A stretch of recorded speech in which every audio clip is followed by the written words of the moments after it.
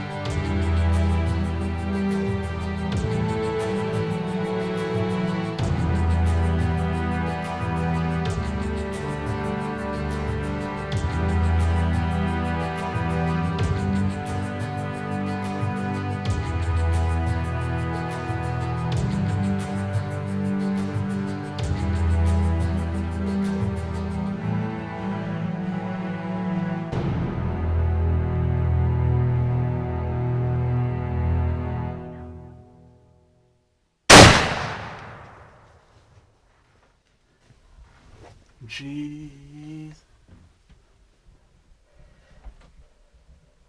Down, I believe. Had a boy. Yeah. What do you think of that? Pretty nerve-wracking? Yeah. You can take your mask off.